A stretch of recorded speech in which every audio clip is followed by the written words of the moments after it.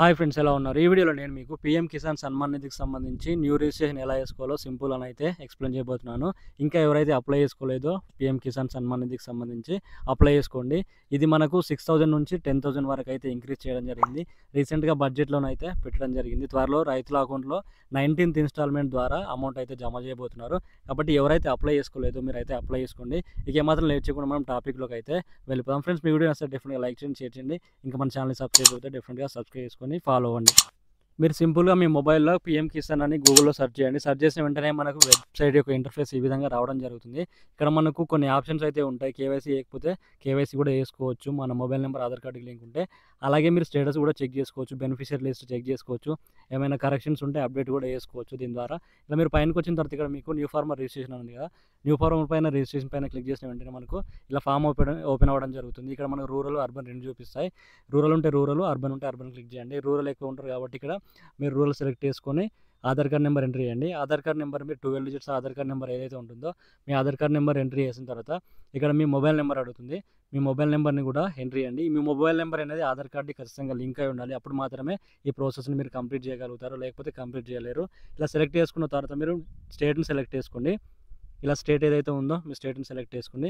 Select చేసుకున్న తర్వాత ఇక్కడ మనకు క్యాప్చా కనిపిస్తుంది కదా. ఈ క్యాప్చాని ఎంట్రీ చేయండి క్లియర్గా, ఎలాంటి మిస్టేక్స్ లేకుండా.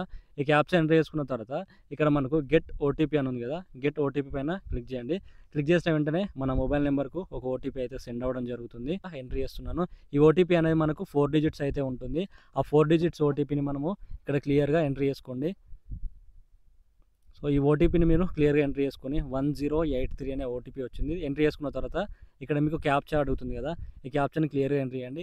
ఈ క్యాప్చాలో అయితే మీరు ఎలాంటి మిస్టేక్స్ లేకుండా ఎంట్రీ చేయండి. ఎందుకంటే ఈ క్యాప్చాల వల్లనే మనకు టైం అనేది ఎక్కువ తీసుకుంటుంది మిస్టేక్స్ అవుతాయి. కాబట్టి ఇలా ఎంట్రీ చేసుకోండి క్యాప్చాని. ఎంట్రీ చేసుకున్న తర్వాత మనకి ఇక్కడ సబ్మిట్ అనే ఆప్షన్ ఉంది కదా. సబ్మిట్ పైన క్లిక్ చేయగానే నెక్స్ట్ పేజ్లోకి అయితే తీసుకెళ్తుంది. ఈ నెక్స్ట్ పేజ్లో మీ ఆధార్ కార్డ్ నెంబర్కి రిజిస్టర్ అయిన మొబైల్ నెంబర్కి ఒక ఓటీపీ అయితే సెండ్ అవ్వడం జరుగుతుంది. ఆ ఓటీపీని మీరు 6 డిజిట్స్ ఓటీపీని మీరు ఇక్కడ ఎంట్రీ చేయాల్సి ఉంటుంది. నా మొబైల్ నెంబర్కు ఓటీపీ అయితే సెండ్ అవ్వడం జరిగింది. ఆ ఓటీపీ నేను ఇక్కడ ఎంట్రీ చేసుకుంటాను క్లియర్గా, ఎలాంటి మిస్టేక్స్ లేకుండా. అది 6 డిజిట్స్ ఓటీపీ అయితే ఉంటుంది మనకి. ఇలా ఓటీపీని ఎంట్రీ చేసుకొని ఇక్కడ మీరు మళ్ళీ క్యాప్షన్ ఎంట్రీ చేసి వెరిఫై ఆధార్ పైన క్లిక్ చేయగానే మళ్ళీ మీరు నెక్స్ట్ పేజ్లోకి అయితే వెళ్ళిపోతారు. నెక్స్ట్ అప్లికేషన్ అయితే ఓపెన్ అవ్వడం జరుగుతుంది. ఇది లాస్ట్ స్టెప్. ఇంకా మనకు ఇందులో మన డీటెయిల్స్ అన్ని డిఫాల్ట్గా వస్తాయి. ఎందుకంటే మనం ఆధార్తో ఓటీపీ ద్వారా లాగిన్ అయ్యాం కాబట్టి మన మొబైల్ నెంబర్, అలాగే మన అడ్రస్, మన నేము, మన డీటెయిల్స్ అయితే అవన్నీ డిఫాల్ట్గా రావడం జరుగుతుంది. ఇక్కడ మనం కొన్ని అయితే అప్లికేషన్ ఫిల్ చేయాల్సి ఉంటుంది. ఇక్కడ మీ డిస్ట్రిక్ట్ ఏదైతే ఉందో మీ డిస్ట్రిక్ట్ సెలెక్ట్ చేసుకోండి. మీ డిస్ట్రిక్ట్ సెలెక్ట్ చేసుకున్న తర్వాత మీ మండల్ అడుగుతుంది, సబ్ డిస్ట్రిక్ట్ అడుగుతుంది. మీ మండల్ అన్న సబ్ డిస్ట్రిక్ట్ అన్న ఒకటే, అది క్లిక్ చేసి మీరు ఏదైతే మండల్ ఉందో అది సెలెక్ట్ చేసుకోండి. తర్వాత నెక్స్ట్ మీ బ్లాక్ అడుగుతుంది. బ్లాక్ అన్న కూడా మండల్ని సెలెక్ట్ చేసుకోండి. ఇక్కడ కూడా ఓకేనా. మీ మండల్ ఏదైతే ఉందో మీ మండల్ని సెలెక్ట్ చేసుకోండి. సెలెక్ట్ చేసుకున్న తర్వాత మీ విలేజ్ అడుగుతుంది. మీ విలేజ్ని సెలెక్ట్ చేసుకోండి. మీ విలేజ్ని సెలెక్ట్ చేసుకున్న తర్వాత ఇలా కిందికి రండి. కిందికి వచ్చిన తర్వాత మీకు ఇక్కడ కేటగిరీ అడుగుతుంది, క్యాస్ట్ అడుగుతుంది. మీరు ఏ క్యాస్ట్కి చెందినవని అడుగుతుంది. ఎస్టీ, ఎస్టీ, బీసీ ఇవన్నీ అడుగుతుంది. మీరు సెలెక్ట్ చేసుకోండి మీ ఏ క్యాస్ట్ అయితే ఆ క్యాస్ట్. అలాగే కిందకి వచ్చిన తర్వాత మీకు స్మాల్ హోల్డరా లేకపోతే లార్జ్ హోల్డర్ అని అడుగుతుంది.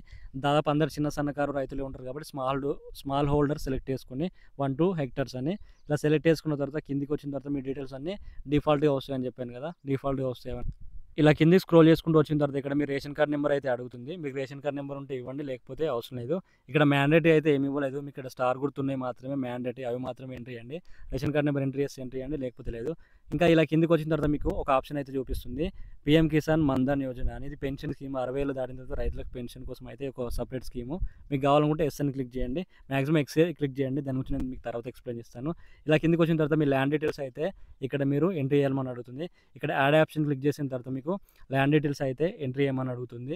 మీకు ఎన్ని ఎకరాలు ఉందో సర్వే నెంబర్ ఏంటి, ఆ డీటెయిల్స్ అన్ని మీకు ఇక్కడ ఎంట్రీ చేయమని అడుగుతుంది. మీరు ఇక్కడ యాడ్ పైన క్లిక్ చేయండి. క్లిక్ చేసిన వెంటనే మీకు ఇక్కడ మీ ఖాతా నెంబర్ని అడుగుతుంది. మీ ఖాతా నెంబర్ని ఎంట్రీ చేయండి. మీ ఖాతా నెంబర్ని ఎంట్రీ చేసిన తర్వాత అలాగే మీ సర్వే నెంబర్ కూడా అడుగుతుంది. మీరు ఏదైతే సర్వే నెంబర్ ఉందో ఆ సర్వే నెంబర్ ఎంట్రీ చేయండి. సర్వే నెంబర్ ఎంట్రీ చేసిన తర్వాత మీకు ల్యాండ్ ఎన్ని ఎకరాలు ఉందో మీరు ఇక్కడ ఎంట్రీ చేయండి. కింద ఉంది కదా మీకు ల్యాండ్ ఏరియా అని, ఇక్కడ మీ ల్యాండ్ డీటెయిల్స్ ఇవ్వండి. ఎన్ని ఎకరాలు ఉంటే అన్ని ఎకరాలు. ఈ విధంగా సింపుల్గా ఎకరాల్లో లేకపోతే గుంటల్లో కూడా వేసుకోవచ్చు. ఈ విధంగా నేను ఇక్కడ 20 గుంటస్ అయితే వేస్తున్నాను. ఇలా మళ్ళీ ల్యాండ్ ట్రాన్స్ఫర్ స్టాటస్ అని ఉంది. మీకు ఏ ఇయర్లో మీ పేరు మీదకి ల్యాండ్ ట్రాన్స్ఫర్ అయిందో బిఫోర్ ఆఫ్టర్ అని క్లిక్ చేయండి. 2019 ఇక్కడ ఆఫ్టర్ బిఫోర్ అని ఉంటుంది, అది సెలెక్ట్ చేసుకోండి ఏదో ఒక ఆప్షను. ఇలా సెలెక్ట్ చేసుకున్న తర్వాత ఇలా కిందకి వచ్చిన తర్వాత ల్యాండ్ ట్రాన్స్ఫర్ డీటెయిల్స్ అని ఉంది. ల్యాండ్ ట్రాన్స్ఫర్ డీటెయిల్స్ పైన మీకు ల్యాండ్ ఏ విధంగా వచ్చింది, వారసత్వంగా వచ్చిందా లేకపోతే పర్చేస్ చేశారా అని సెలెక్ట్ చేసుకోండి. యాన్సెస్టర్ వారసత్వం సెలెక్ట్ చేసుకోండి. చాలామందికి అదే ఉంటుంది కాబట్టి అదే సెలెక్ట్ చేసుకోండి. లేకపోతే పర్చేస్ అనుకుంటే పర్చేస్. ఇలా మళ్ళీ కిందకి వచ్చిన తర్వాత ల్యాండ్ వెస్టింగ్ డేట్ అని ఉంది కదా, ఇక్కడ మీకు ల్యాండ్ ఏ డేట్ రోజు మీ పైనకి వచ్చిందో, పేరు పైనకి వచ్చిందో ఆ ఇయర్ డేట్ సెలెక్ట్ చేసుకోండి. ఏదో ఒక డేట్ అయితే సెలెక్ట్ చేసుకోండి. ఆ డేట్ అయితే మనకు గుర్తుకున్నది కాబట్టి ఇలా మీకు గుర్తుకుంటే మీరు ఇయర్ డేట్ సెలెక్ట్ చేసేసుకోండి. మీరు ల్యాండ్ డీటెయిల్స్ యాడ్ చేసిన తర్వాత మళ్ళీ ఇలా పైనకి స్క్రోల్ చేసుకుంటూ వెళ్ళండి. ఇలా స్క్రోల్ చేసుకుంటూ వెళ్ళిన తర్వాత మీరు యాడ్ చేసిన ల్యాండ్ డీటెయిల్స్ ఏవైతే ఉంటాయో మీకు అక్కడ పైన బాక్సులను అయితే చూపించడం జరుగుతుంది. మీరు ఎన్ని ఎకరాలు ఉంది అవన్నీ మీరు ఇంతకుముందు యాడ్ చేశారు కదా, మీకు ఆ బాక్సులను అయితే క్లియర్గా అయితే సర్వే నెంబర్ అలాగే ఎన్ని ఎకరాలు దానికి సంబంధించిన పూర్తి డీటెయిల్స్ అయితే పైన చూపించడం జరుగుతుంది. ఇలా చూసుకున్న తర్వాత మళ్ళీ మీరు కిందికి ఇలా స్క్రోల్ చేసుకుంటూ రండి. ఈ విధంగా మీరు ఇచ్చిన డీటెయిల్స్ కరెక్ట్గా ఉన్నాయో లేదో క్లియర్గా చూసుకోండి. చూసుకున్న తర్వాత మళ్ళీ ఇలా స్క్రోల్ చేసుకుంటూ కిందికి రండి.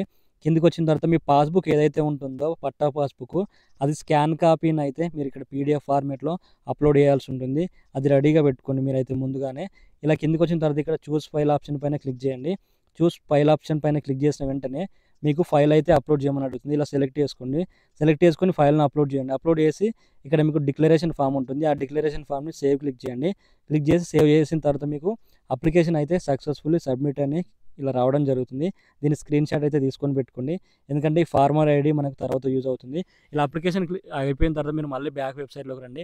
వచ్చిన తర్వాత మీరు స్టేటస్ అనేది చెక్ చేసుకోవచ్చు, అప్రూవ్ అయిందా రిజెక్ట్ అయిందని. ఇక్కడ status of self registration farmer ఉంది కదా, దీనిపైన క్లిక్ చేయండి. క్లిక్ చేసిన వెంటనే మనకు ఆధార్ కార్డ్ నెంబర్ అడుగుతుంది. మీరు ఇంతకుముందు ఇచ్చిన ఆధార్ కార్డ్ నెంబర్ ఏదైతే ఉంటుందో ఆధార్ కార్డ్ నెంబర్ ఎంట్రీ చేసుకోండి. 12 డిజిట్స్ ఆధార్ కార్డ్ నెంబర్ని.